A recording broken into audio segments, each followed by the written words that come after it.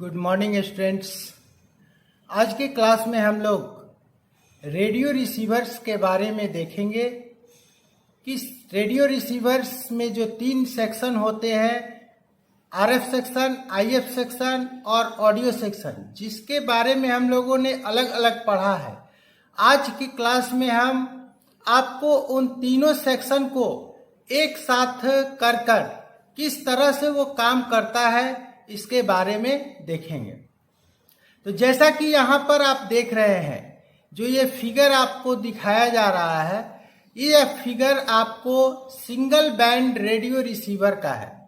Single band कहने का अर्थ क्या है कि केवल इसमें मीडियम वेव एंटीना का प्रयोग हम लोग किए हैं, अर्थात केवल मीडियम वेव का कार्य इसमें होगा।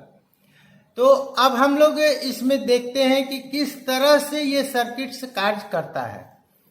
तो सबसे पहले हम लोग देख रहे हैं क्या कि ये हम लोग का एक एंटीना है, मीडियम वेव एंटीना है। यहाँ पर ये मीडियम वेव एंटीना में 3 टर्मिनल दिया हुआ है। 3 टर्मिनल में से एक टर्मिनल को हम लोग अर्थ कर देते हैं, दूसरा टर्मिनल गैंग कैपेसिटर के साथ जोड़ देते हैं और यहीं पर एक ट्रिमर भी लगा हुआ होता है। और इसका जो सेंटर टेप सिरा होता है या सेकेंडरी कॉइल हम लोग कह सकते हैं, यहाँ से जो सिग्नल हमको निकलता है, इस सिग्नल को हम लोग देते हैं मिक्सर स्टेज अर्थात आरएफ एम्पलीफायर स्टेज में ट्रांजिस्टर के बेस पर। यहाँ पर आरएफ एम्पलीफायर के रूप में और मिक्सर के लिए ट्रांजिस्टर BF 194 का प्रयोग किया गया है, जिसके बेस पर एंटीना का सिग्नल हम लोग आ रहा है। यहाँ पर जो ये कैपेसिटर आप दे रहे हैं, ये कैपेसिटर गैंग कैपेसिटर है और इसका एक टर्मिनल जो होता है वो एंटीना के साइड से जुटा होता है और दूसरा जो टर्मिनल होता है वो ऑक्सीलेटर कॉइल के साथ जुटा हुआ होता है, जिसके कारण जब हम लोग इस गैंग को मूव करते हैं तो दोनों कैपेसिटर का मान आपस में चेंज होता है। यहाँ ऑक्सीलेटर, चूंकि एक बैंड हम लोग सेलेक्ट किए हुए हैं, अर्थात एक ही बैंड के लिए एक एंटीना और एक ऑक्सीलेटर का जरूरत पड़ता है। तो यहाँ ऑक्सीलेटर कॉइल है। ऑक्सीलेटर कॉइल में 5 टर्मिनल होता है, सेकेंडरी में 2 सिरा है और प्राइमरी में 3 सिरा। प्राइमरी का एक टर्मिनल जो है गैंग कैपेसिटर से जुड़ता है। प्राइमरी का जो सेंटर टेप सिरा होता है वो सिरा मिक्सर ट्रांजिस्टर के इमीटर पर जाता है और एक सिरा अर्थ होता है। कॉइल का एक सिरा जो है वो ट्रांजिस्टर के कलेक्टर पर गया हुआ है और कॉइल का दूसरा सिरा फर्स्ट IFT से जुटा हुआ है। तो यहाँ पर जो सिग्नल हम लोग सेलेक्ट करते हैं, तो यहाँ पर हाइड्रोडाइनिंग की क्रिया होती है और उस हाइड्रोडाइनिंग की क्रिया के कारण यहाँ से IF सिग्नल प्राप्त होता है।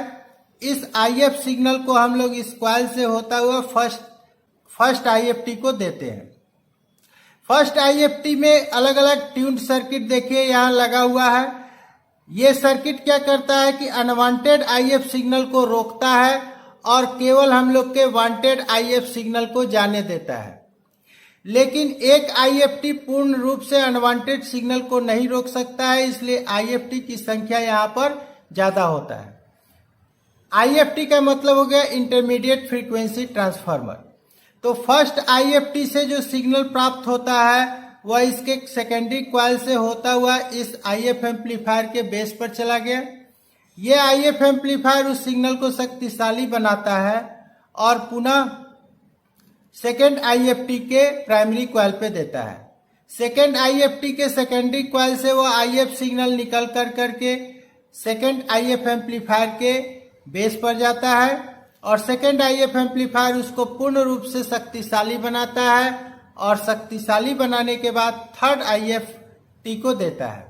यहाँ पूर्ण रूप से अनवांटेड सिग्नल रुक जाता है और वांटेड सिग्नल जो है वो डिटेक्टर स्टेज में पहुंचता है। यहाँ डिटेक्टर स्टेज में OA79 कैपेसिटर्स और ये रेसिस्टर पाइप फिल्टर इसके साथ लगा हुआ होता है।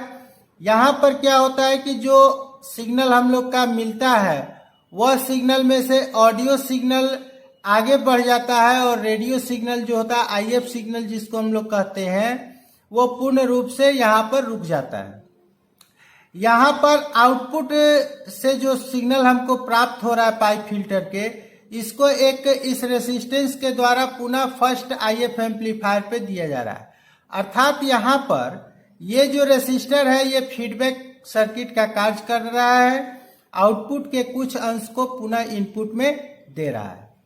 डिटेक्टर स्टेट से जो सिग्नल हमको प्राप्त होता है वह वॉल्यूम कंट्रोल पर दिया जाता है। वॉल्यूम कंट्रोल के सेंटर टेप टर्मिनल से बीच वाले सिरे से वो सिग्नल प्राप्त होता है जिसको ड्राइवर एम्पलीफायर के बेस पर दिया गया। ड्राइवर एम्पलीफायर उसको शक्तिशाली बना करके ऑडियो आउटपुट ट्रांसफार्मर को देता है, जिसके कारण ऑडियो आउटपुट ट्रांसफार्मर के सेकेंडरी सिरा पर वो सिग्नल हमको प्राप्त होता है, जिसको यहाँ आउटपुट में दो AC 128 ट्रांजिस्टर के द्वारा हम लोग पूर्ण रूप से शक्तिशाली बना करके स्पीकर से सुन लेते हैं। तो ये हो गया हम लोग का सिग्नल का रास्ता। अब हम लोग देखते हैं कि सप्लाई का रास्ता क्या है, क्योंकि सिग्नल और सप्लाई यही दो मेन मुख्य होते हैं, किसी भी इलेक्ट्रॉनिक सर्किट्स को सही करने में काफी अहम भूमिका निभाते हैं। तो सिग्नल का रास्ता हम लोग देख लिए, कैसे कैसे एंटीना से प्राप्त सिग्नल हम लोग को स्पीकर तक पहुंच रहा है। अब हम लोग देखते हैं सप्लाई। तो यहाँ पर देखिए पॉजिटिव सप्लाई लिखा हुआ है और यहाँ निगेटिव, अर्थात यहाँ पर हम लोग बैटरी का पॉजिटिव सप्लाई जोड़ेंगे और यहाँ पर निगेटिव सप्लाई जोड़ेंगे। ये जो पॉजिटिव सप्लाई है आउटपुट ट्रांजिस्टर पर ज्यादा सप्लाई मिलना चाहिए, क्योंकि यहाँ पर सिग्नल ज्यादा पूर्ण रूप से शक्तिशाली होता है। तो यहाँ पर ये सप्लाई इमीटर पर सबसे ज्यादा है, अर्थात ये PNP ट्रांजिस्टर है। बेस पर इस रेसिस्टेंस के द्वारा इस कॉइल से होता हुआ सप्लाई मिल रहा है। कलेक्टर पर ये रेसिस्टेंस के द्वारा होता हुआ सप्लाई मिल रहा है, यही सप्लाई इसके कलेक्टर पर मिल रहा है।